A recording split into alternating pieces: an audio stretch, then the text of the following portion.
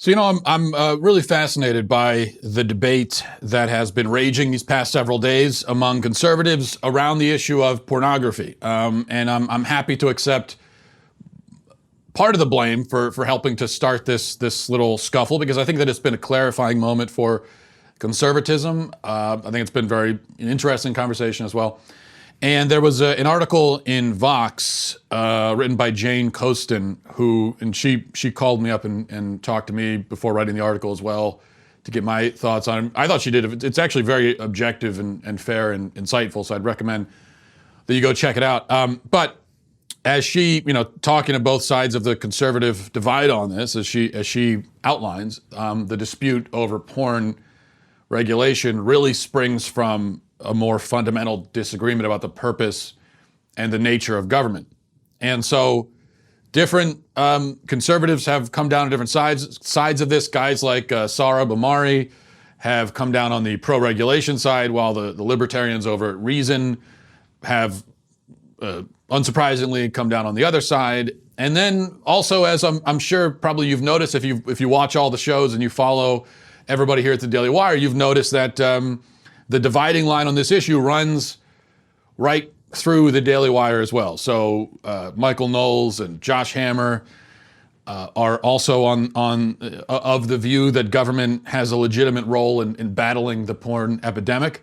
And then you've got Ben Shapiro and the God King Jeremy Boring say that it should not have a substantial role.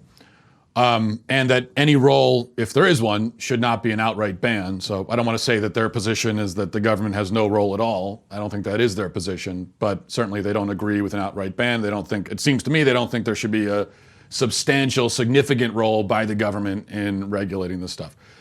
Now, I think everybody who's chimed in has contributed thoughtfully to the discussion, and I'm not just saying that because two of them sign my paychecks. I actually think that everyone's been very thoughtful about it.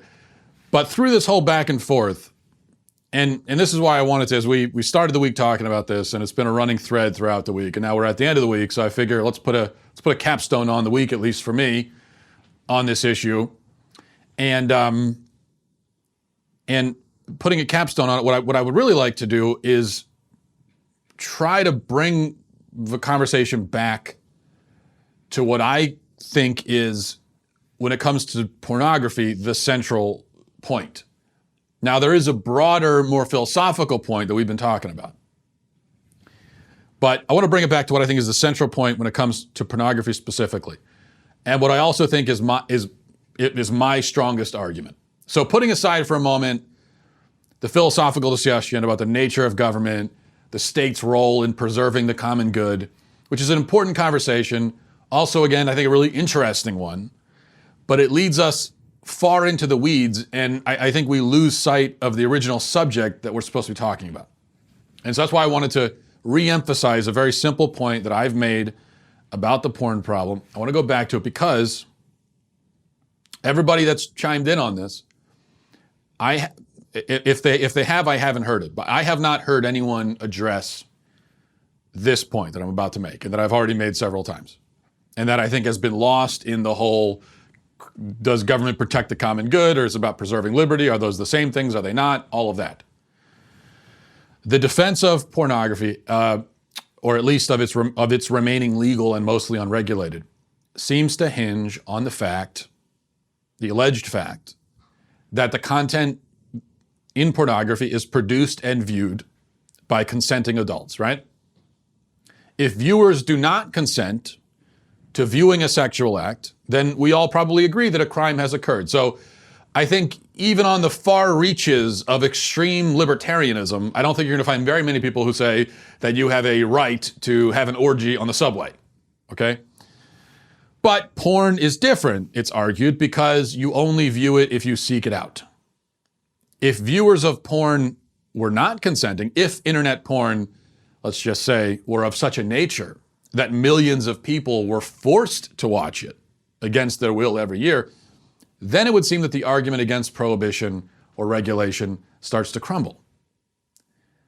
So the argument against my point, and Michael Knowles' point, Josh Hammer's point, and Amari's point, I think the argument really hinges on this concept of consent. You take that out, and I think the opposition argument really falls apart. Well, I think that it has fallen apart. I think the argument has already crumbled because, indeed, millions of people are exposed to it every year against their will, against their consent. And I think those who are defending the legality of porn seem to be ignoring this group and this argument. And that, to me, seems like an insurmountable moral and logical flaw in their position. Children, okay? That's what I think we got to bring this back to. That, for me, is, as I said, the central point here. Children are first exposed to porn at the age of 11, on average. So as we speak right now, there are no doubt millions of minors, some of them as young as 5 or 6, watching adults have sex on the internet. This is an indisputable fact. Okay, that's how large the numbers are. You got millions of kids watching this stuff. I don't think anyone would deny that. But does that fact not really destroy the consent excuse offered by the other side? Because our legal system rests on the assumption that minors cannot consent to engage in sexual acts. Cannot. Not that they don't, that they can't. By their nature. If an adult has sex with a child, the adult is guilty of rape, no matter if the child verbally agreed to it or not. In our society, we understand that children lack the mental and emotional faculties to consent. They cannot consent. To deny that is to literally defend pedophilia. Well, if children cannot consent to engage in a sexual act, does it not inevitably follow that they cannot consent to witness such an act? If they cannot consent as a second-party participant, does it not follow that they cannot consent as a third-party participant? And in pornography, the viewer is the third-party participant. Thus, if my logic is correct here, and I think it is, I think I'm connecting the dots pretty logically here. So that means that every child who watches porn does so, by definition, without consent. I don't see how you can quibble with this argument without also quibbling with the logic for criminalizing pedophilic behavior. Now, I'm not saying that the people on the opposite side of this issue are trying to legalize pedophilia. I'm not saying that.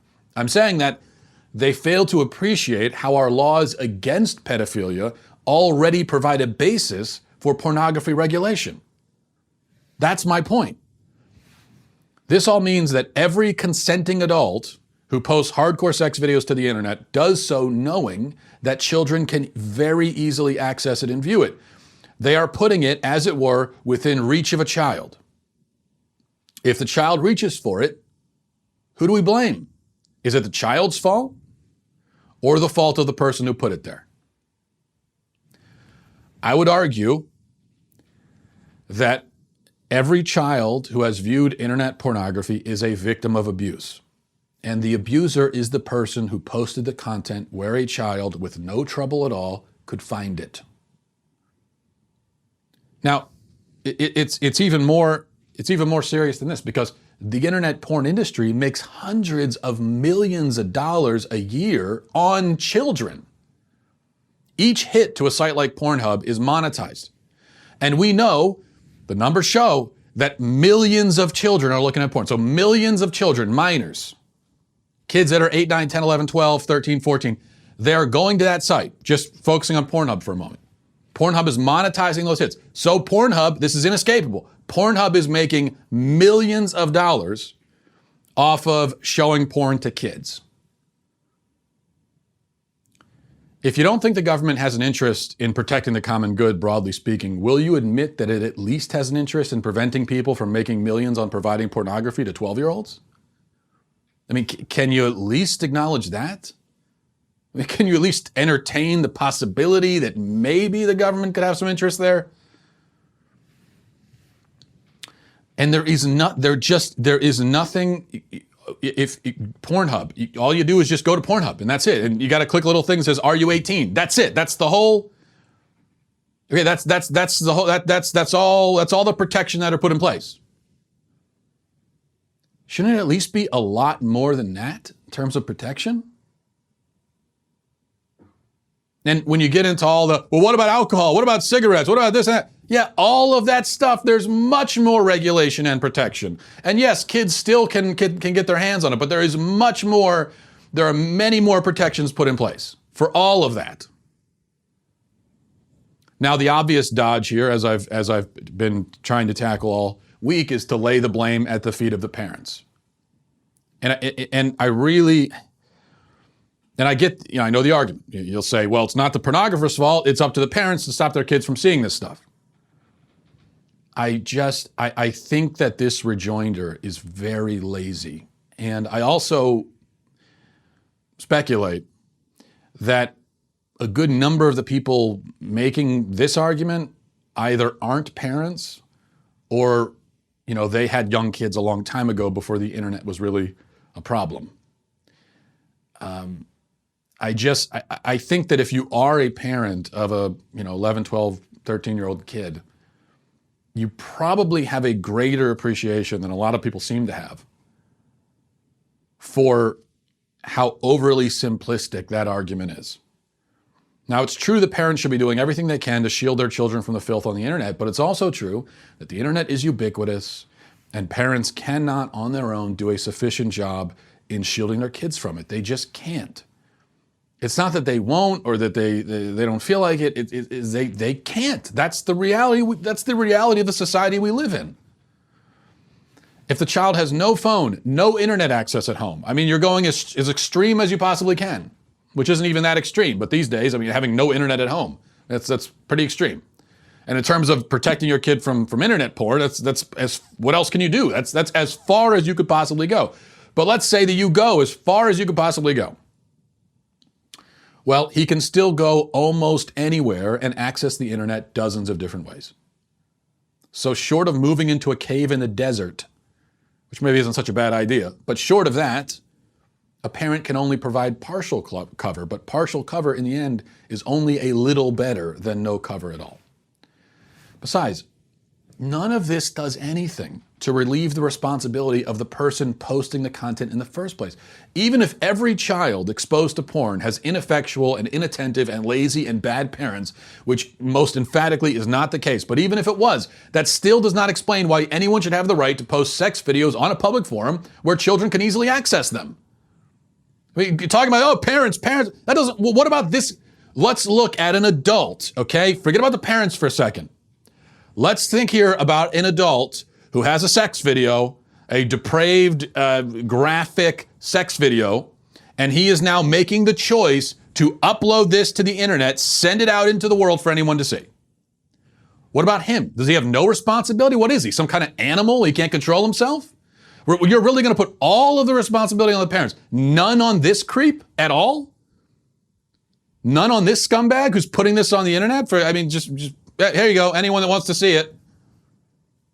So you're no responsibility for that guy, all on the parents. That's the feedback I'm getting, is that we're not even focused on that guy at all. Is that he can do whatever he wants. I find that to be so morally obtuse, that position, that I have trouble believing that anyone really thinks that. Let's talk about children that are physically abused, that are molested. It's probably true that some children who are molested, some could have been saved from that trauma had their parents been more vigilant. But that does nothing to excuse the man who did the molesting. Think about the worst pedophile in American history was a pediatrician in Delaware. This was only a few years ago. Abused hundreds of young kids. And kids as young as, we're talking babies to toddlers. Okay, how was he able to do that in the doctor's office? Well, parents would send their kids back, their 2 or 3-year-old kid back with this monster, who they didn't know was a monster, but still, they would send their kids back with the doctor alone. Now, most parents know you never leave your child alone with a doctor. You should be in the room. If the doctor's telling you leave the room, then that's red flags all over the place. Okay, unless this is a surgery and they're putting the kid under for some kind of serious surgery, obviously you got to leave the room. But then even in that case, it's not going to just be one person in the room with an unconscious child, right? The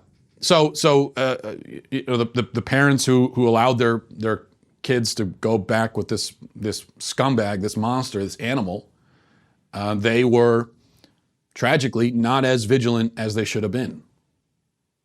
But here's my point, that the blame still is not on the parents, okay, who have to live with this for the rest of their lives as well. The blame is not on the parents. They're also victims. The blame is on the scumbag, monstrous, despicable, human garbage that did this. He's the guy who did it. It's his blame. So what I'm saying is, and I'm not drawing a direct moral comparison. I'm not saying that someone who uploads a sex video to the internet is exactly like the serial, the worst serial pedophile in history. I'm not saying that. I'm trying to make a point about responsibility. And so when you make that choice to upload that content to the internet, knowing that anyone can see it, you're not an idiot. You know that kids are all over the internet and they will be able to view it. And not only that, but you're going to profit. If you're Pornhub, you're going to profit off of that viewership. So I say all the responsibility really is on you. All of it. How could it not be? So the question is this: do we have a natural human right? And I want you to focus. Don't focus on the viewers here for a moment. Focus on the people who distribute this content, who put the content on the internet. These are the pornographers. So be a pornographer these days, it doesn't just mean you work for a studio that does pornography films and you're a director or something. I mean, you're a pornographer if you work at Pornhub, you're a pornographer because you're distributing this content. So let's focus on the people distributing it. Do they have a natural human right to post hardcore sex videos online where children can see them? Is that a natural human right, would you say? Is that something intrinsic to their human nature? Just you take that ability away and they're not able to live a fulfilling human life anymore? Is it something just utterly essential to your nature as a human to be able to do this? Would anyone argue that? I mean, anyone who says yes has an extremely confused and hopelessly ambiguous conception of human rights. But I think rational people will say no. But the people who say no must then weigh whether a person's privilege to post this kind of content on the internet outweighs the right of a child to be free from sexual abuse and trauma. So this does not have to be a debate about philosophies of governance and so on. This can be much simpler. You do not have a right to expose children to sexually explicit content. You don't have that right. You don't have a right to do it. Children do have a right to certain basic legal protections. I think that fact alone, in my view, settles the argument. And I would be really interested in someone engaging with that specific argument that I just have laid out. Now, by the way, when I made this argument on my piece yesterday, just to anticipate some of the objections, I wrote a piece yesterday making the same argument. And a bunch of people countered that, well, if a child seeing porn, if that's automatically abuse, I mean, if a child is an abuse victim for seeing porn, then what about a child who walks into the bedroom while his parents are having sex? Now, maybe you hear that response and you think, well, that's really stupid. And it is. But a lot of people, that was their immediate response. So I feel like I have to address it. And this is what porn defenders always seem to do. This seems to be the only trick in their bag, is to draw these equivalencies. Obviously, there's a difference. For one thing, what a child briefly witnesses when he walks into a bedroom at night, before presumably his parents immediately usher him out, what he witnesses will not really be the same as what he will witness if he sits on Pornhub for a few minutes. Okay. Also, there's the matter of intent. A private act that is meant to be private and then is accidentally witnessed by someone is very different from an act that is broadcast on the internet to a potential audience of millions. Obviously. Those are two different things. And there's a difference in kind also. If a child walks in on his parents, that's awkward, that's embarrassing, that's not what you want. But what he has witnessed, what he has unfortunately witnessed, is still the healthy and properly ordered expression of love and devotion between two married people. You definitely would prefer for him not to witness it if you're the parents. But if he does, the parents can explain, they can have the awkward birds and the bees conversation, and they can explain that when a man loves a woman, they get together, they get married, etc., and so forth. What he will see in a porn film, though, is a woman being used and degraded for the pleasure of anonymous bystanders. That again is very, very, very different. Another thing people have countered with is, well, what about other bad stuff kids might see online? What about vulgar or violent content, hateful content, graphically violent content? And as to that, as to that sort of stuff, it kind of depends on what it is, because there are other kinds of really disturbing, sick content online that should be illegal and oftentimes is, and we'll get to that in a second. But this whole what about thing is so weak, because it would be kind of like if I said it should be illegal for a parent to punch a child in the face. Okay, which it is, obviously, but what if it wasn't? And then I were to argue that it should be. And then you go and you say, well, wait a minute, but what about a parent who smacks a child in the back of the head? And then it's like, yeah, well, that's probably abuse too, but maybe it depends a little bit on context. Is this a dad with his teenage son? He's kind of horsing around and, doesn't just kind of joking around a little. Is it that, or is this a toddler being smacked in the back of the head in anger by a parent? I mean, those are two very different things, and so it might depend. And then you go, well, okay, but what about a child who's spanked very hard with a belt? And again, it's just, what you're doing is you keep coming with these whatabouts and what ifs and hypotheticals, and you're dragging the conversation further and further and further into the gray area. But remember where we started. We started with something that is obviously bad and should obviously be illegal. Now, if you keep going further and further down into the gray areas, into the fine distinctions and all this stuff, it's going to be harder and harder to draw those lines. Yes, but we started with something that is very obvious. I mean, that we all, in fact, would agree is bad and terrible and should be illegal. A parent punching a child in the face. But what you've done is you've seemingly intentionally prevented us from addressing that issue by trying to make it seem like physical abuse itself is so ambiguous and so hard to legislate that there's just no point in punishing or prohibiting it in any form whatsoever. You've tried to water down the discussion in order to stop us from talking about a very obvious and clear-cut form of abuse. Okay? So any of the whatabouts you can draw here, that does nothing to address what porn is.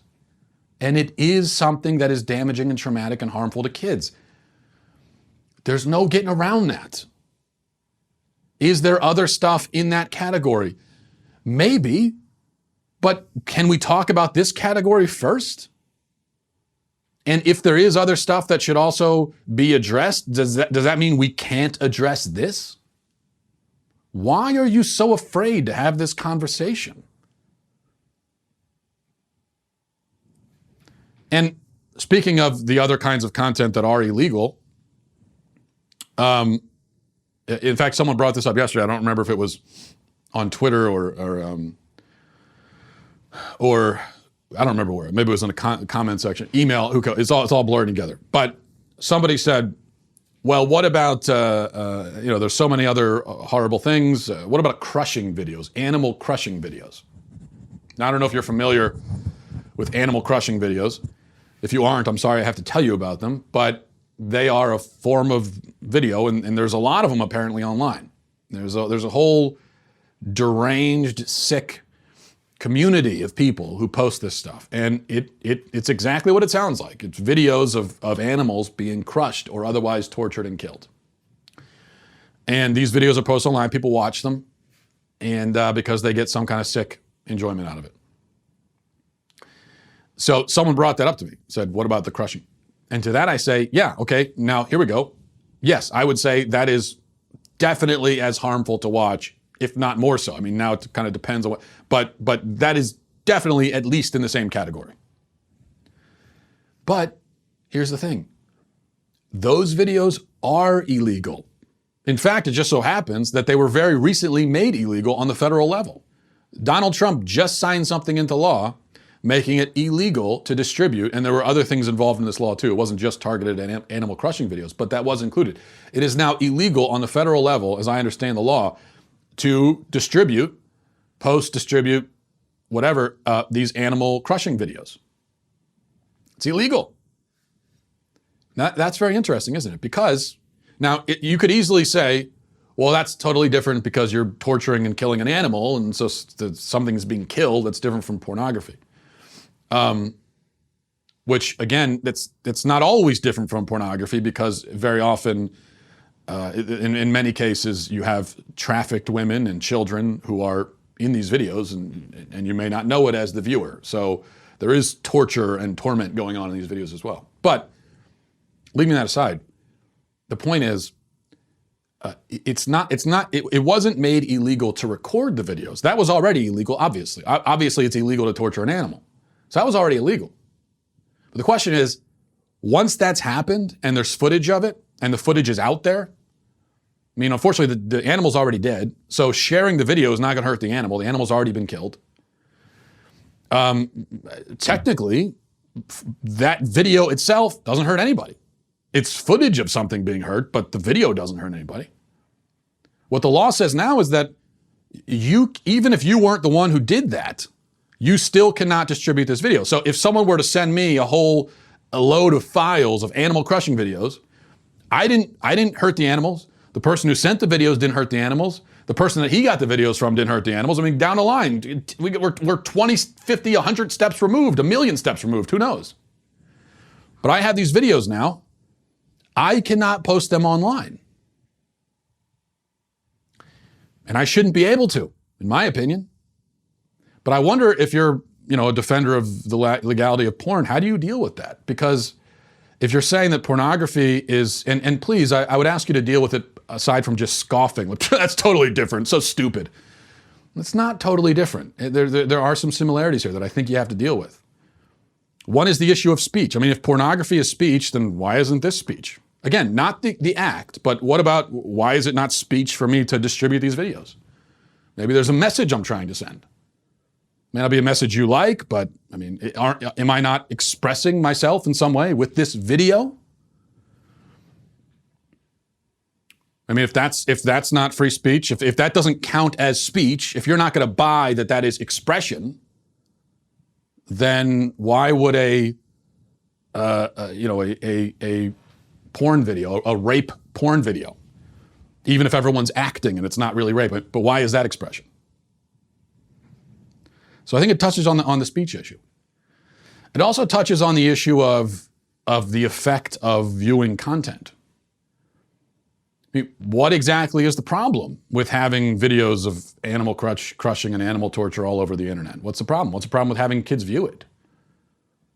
I mean, again, the being that was unfortunately hurt is already dead, cannot continue to be hurt by it. So that's already done and over with. So what's the harm? I mean, do you think that a child is going to watch a video like that and immediately go out and kill his dog? Maybe, but probably not that directly. But no, we're okay with those videos being illegal. I assume you're probably okay with it. I certainly am. We're okay with it because, number one, it's just depraved and horrible and ugly and wrong and just intrinsically evil. Number two, the traumatic effect it would have on the viewer, especially children. Traumatized by it, but also the influence it will have on them.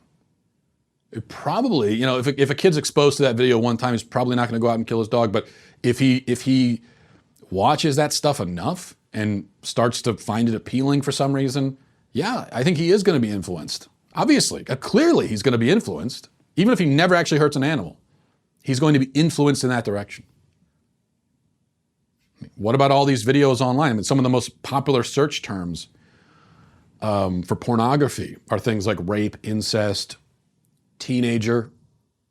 And yeah, these videos, the legal ones anyway, it's just pretend, okay? It's not really incest, they're actors. Maybe that's not really a 15-year-old, it's just someone that looks 15. But what is the effect? Okay, you watch animal crushing videos enough, you might be inclined to eventually go and mistreat an animal. I think we all understand that. You watch these kinds of videos enough, is that not going to sway you? Is that not going to influence you towards maybe being inclined to act out these things that you already obviously find appealing and you have been feeding that dark part of your soul and your mind? Okay, so switching gears here for a minute. Switching gears a little bit, actually, because I think this sort of relates to some of what we've been talking about this week.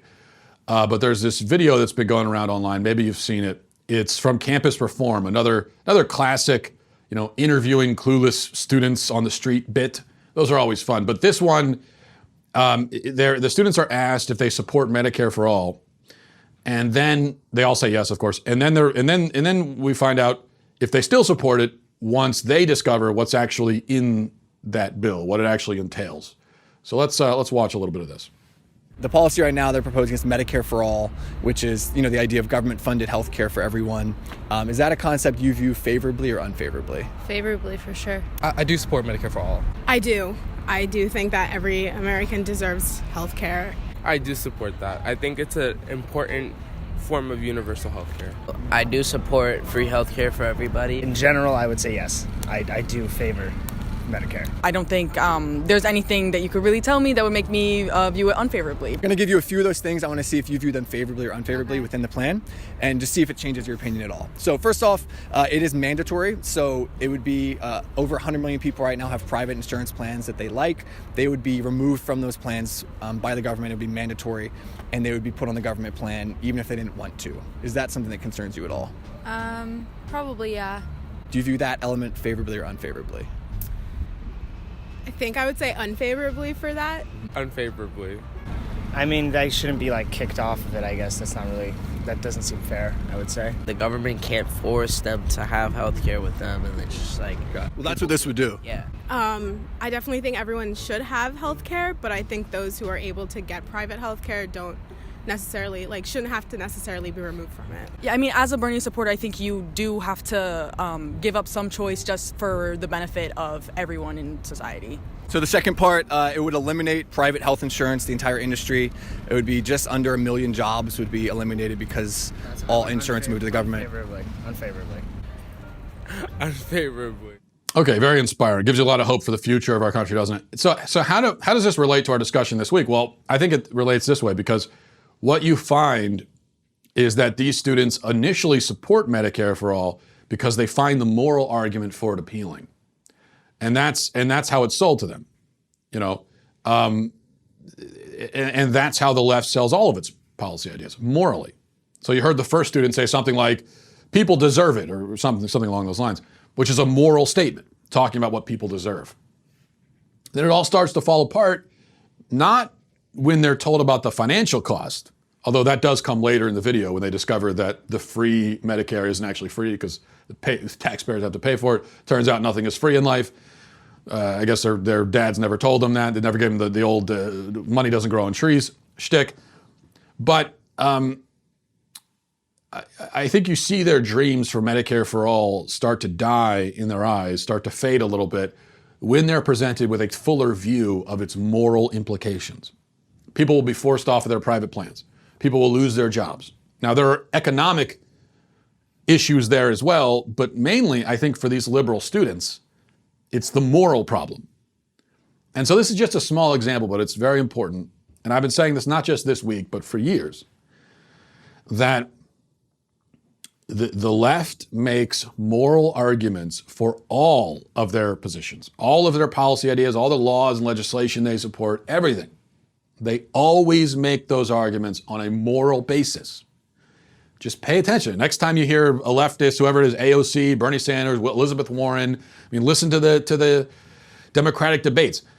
Every argument they make is moral in its character. Now, when I say moral, I don't mean morally good. I don't agree with their arguments, but they're of a moral character. They're making the argument based on morality, based on what they believe, what they are claiming is just the right thing to do. And that's how they argue for everything. It's not about how much it's going to cost. It's not really about economy. Those are peripheral. Those are secondary issues for them. The way they present it is, listen, this is just the right thing to do. And it's effective. It's persuasive. Maybe not to you, maybe not to me, but to a lot of people it is. Especially people in my generation and younger. They find it very persuasive because these are the arguments they care about. These are the arguments everybody cares about. When it comes down to it, nobody really cares about any argument that isn't moral. I mean, yeah, you could start getting into the financials and pull out the calculator and show how this is going to be more. But nobody, I mean, this whole idea that people vote based on their pocketbook, I don't know who came up with that originally, but it is such nonsense. People do not vote on their pocketbook or their wallet. They vote on morality. That's how people vote. What drives you to the polls? It's because you think you're standing for what's right, or because you're afraid of someone else who's going to do the wrong thing. Take America down the wrong path, the morally wrong path, to a dark and evil future, right? That's what gets you there. It's not about the money. So what's happened is the left, they have hectored the right for years, saying you can't legislate morality, stop trying to legislate morality. But they turn around and they make moral arguments for everything. So they say don't legislate morality, and then they turn around and unabashedly try to legislate morality. But the right, you see, we on the right, and I'm sorry this is the case, but we tend to be pretty gullible and clueless, and it takes us a long time, apparently, to pick up on things. And so we got suckered into this, where the left for so long said, don't legislate morality, and then eventually conservatives said, oh, you're right, yeah, no, we don't want to do that. No, we won't argue about morals anymore. No, yeah, well, let's not argue about that. Then we went off over here and started arguing about financials and everything else. While the left, they cleared the field. They're sitting there saying, you stupid suckers. I can't believe you fell for that. And now they just continue. Now they make every argument on a moral basis. And they can say that, look, you see those people over there? They're not even arguing for what's right. They don't care. They just care about their money, those greedy Scrooges. You see what they did? They convinced us to vacate the moral premises and make arguments on economy or whatever else. And while they continue to make those arguments so that we look like unfeeling sociopaths and automatons, and nobody is persuaded, nobody finds it compelling, no one cares, we're not convincing anybody. I mean, worse is when you run into conservatives who are so, I'm sorry, stupid, that they think especially you can't make moral arguments to young people. That's what they think. They think, well, you got to especially stay away from that with young people. No, with young people, you especially have to make the moral arguments. They're the most persuaded by those. When you're young, you're the most likely to be idealistic. You care about, fighting for what's right, and you're willing to make sacrifices for it. You care more about that when you're younger. When you get older, I think you become a little bit more practical and you start making compromises, some of them good and some of them bad. You stop caring as much about some of the, you stop being as convicted as you once were on moral issues. I think now I don't think that's good. I don't think it should be that way, but that is how it kind of works. But again, the left, they suckered us, they fooled us. They said, oh no, young people don't care about that. Yeah, talk to young people about tax policy. They're really going to be convinced by that. Then they go laughing at us. Did you hear them? I just told them to talk to young people about tax policy, and they believed it. Those idiots. That's what's happening. I mean, we need to wake up and realize all laws entail legislating morality. Every law does. The left knows that. The only people who don't know it anymore are conservatives. When it used to be that conservatives were the ones pointing this out. It really is brilliant. I mean, you almost have to respect it. It's so brilliant when you realize what the left has done. It is really genius the way that over a few decades they have convinced conservatives to completely abandon their own principles and their own position. Wow. Incredible. Also very depressing. Here's something that's not depressing. This holiday season, do your friends and family a solid by getting them a Daily Wire gift membership. And the good news for you, from now till January 1st, all Insider Plus gift memberships will be 25% off. That means your loved one will get all the fantastic perks, plus the majestic, glorious, beautiful, profound leftist tears tumbler, and you'll get the savings. That's 25% off all the Insider Plus gift memberships this holiday season. Go to dailywire.com/gift to get your 25% off. Again, that's dailywire.com/gift. Get your 25% off. Just don't tell your loved ones that you saved 25% on their gift. In fact, tell them that it was 25% more that we charged, just on principle. But you'll be giving them a gift that they'll thank you for all year long. Let's go to emails. mattwalshshow@gmail.com. This is from Samantha. Says, hi, Matt. Big fan of the show. Yesterday you talked about the new Baby It's Cold Outside. I agree that that song is horrid, but also hilarious. But it doesn't hold a candle to Santa Baby, which is the worst Christmas song ever, hands down. Samantha, I'm afraid you are incorrect. The worst Christmas song ever, hands down, is Wonderful Christmas Time by Paul McCartney. There is nothing that comes close to it. This song is so bad that everything McCartney has done in his career or ever accomplished is erased by it. None of that matters because he will forever and always be the guy who made the terrible, redundant, pointless, empty, awful song that plays over the intercom at the department store or every 12 minutes on the Christmas radio station, your local Christmas music radio station. I'll tell you what makes the song so bad. It's stupid and lazy. So other bad Christmas songs are just stupid. Santa Baby is stupid. Last Christmas is stupid. But at least they've got their own kind of vibe to them, their own sort of, they aren't good, but it sounds like maybe the people involved put a little bit of effort into it. Maybe. Wonderful Christmas Time, you can tell that McCartney wrote it in 95 seconds, scrawled it on a used paper plate, took another 3 minutes to come up with a melody, and that was it. So let's listen to the lyrics. I'm not going to sing them, but let's just go through. I think it helps sometimes to read them, like spoken word poetry. The moon is right, the spirit's up, we're here tonight, and that's enough. Simply having a wonderful Christmas time. Simply having a wonderful Christmas time. Okay, what does that mean? The moon is right. And who evokes images of the moon for Christmas? The imagery here is not even relevant. We're here tonight and that's enough. Has there ever been a more obvious throwaway line? Well, there has been in this song because every line is a throwaway. He's just filling space. He's biding his time till he gets to the end of the song. The party's on, the feeling's here, that only comes this time of year. Simply having a wonderful Christmas time, simply having a wonderful Christmas time. Aside from wonderful Christmas time, has he even said anything that has anything to do with Christmas? And what does the feelings here mean? The feeling just arrived to the party? Hey guys, the feeling's finally here. What took you so long? The choir of children sing their song. They practice all year long. Ding dong, ding dong, ding dong, ding dong. Simply having a wonderful Christmas time. Simply having a wonderful Christmas time. I mean, come on, you could tell exactly what happened here. He had one line in mind for this verse. That's all he could come up with. He could only think of one line. The choir children sing their song. Couldn't think of anything else. Thought about it though for 10 seconds. And in fact, it's not obvious to me that Paul McCartney even knows what Christmas is. Do they have Christmas in England? Is that the problem here? I don't think he knows what it is. That's what I'm getting from the lyrics. He has no idea what this thing is. Someone called him up and says, can you make a Christmas song? And he said, a Christmas what? A Christmas? And then he said, I don't know what that is, but do people have a wonderful time on it? Yeah, they do. Okay, I got it. I got you. I'll call you back in 5 minutes. So he puts down choir sings the song.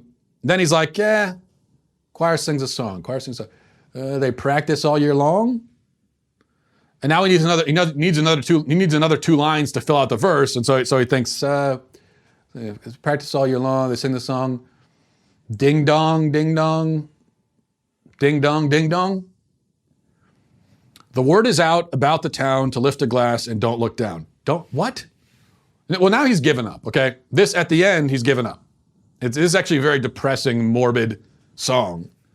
Because at the end, he's given up on music, he's given up on himself, he's given up on life. with this verse, the word is out around the town. What word? The word that's Christmas time? Like people are calling you, hey guys, you know it's Christmas time. Did you guys know that? Lift the glass and don't look down. Well, what do you mean don't look down? At the glass? He needs a word that rhymes with town. And so he says, well, town, down, brown. No, down, yeah. Don't look down. Don't look down. That's it. Yeah, we'll go with that. Simply having a wonderful Christmas time. Simply having a wonderful Christmas time. Simply having a wonderful Christmas time. Simply having a wonderful Christmas time. Again, take the chorus out and you have no clue that this is a Christmas song. There is no Christmas imagery at all in this song. I'm not even asking for religious content. That's not my point, okay? I know he's not going to start talking about the Christ child. But I mean, no sleigh bells, no eggnog, no tree, no mistletoe, no holly, no nothing. You know what this is like? This is like if you're going to make a crappy, pointless, repetitive, stupid country song, but you never say anything in the song about blue jeans or pickup trucks or cornfields. Like, if you're going to give us that kind of song, then give us that song. Don't give us a bad country song that doesn't even have the stuff in it that makes it a country song.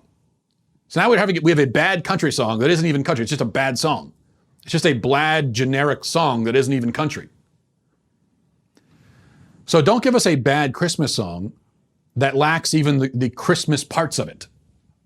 Because now we have a bad song that I don't even know what to do with. Well, apparently we play it all the time on Christmas. I have no idea why. So all the other bad Christmas songs you can name, they're bad, they're stupid, they're annoying. But they are Christmas. Santa Baby.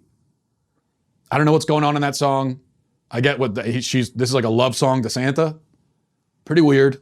Okay, Santa's a 1,800-year-old fat, morbidly obese man who breaks into, he's a serial burglar breaking into people's homes. And so that's strange, but at least Santa. So you got Santa, and at least we've got Santa. So there's some Christmassy stuff going on. All right. I actually had more emails I was going to do, but then I spent 15 minutes on why I hate Wonderful Christmas Time. So I think we'll just have to wrap it up there.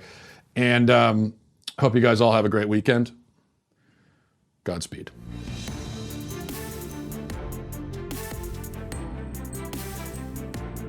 The Matt Walsh Show is produced by Sean Hampton, executive producer Jeremy Boring, senior producer Jonathan Hay, supervising producer Mathis Glover, supervising producer Robert Sterling, technical producer Austin Stevens, editor Donovan Fowler, audio mixer Mike Coromina. The Matt Walsh Show is a Daily Wire production. Copyright Daily Wire 2019.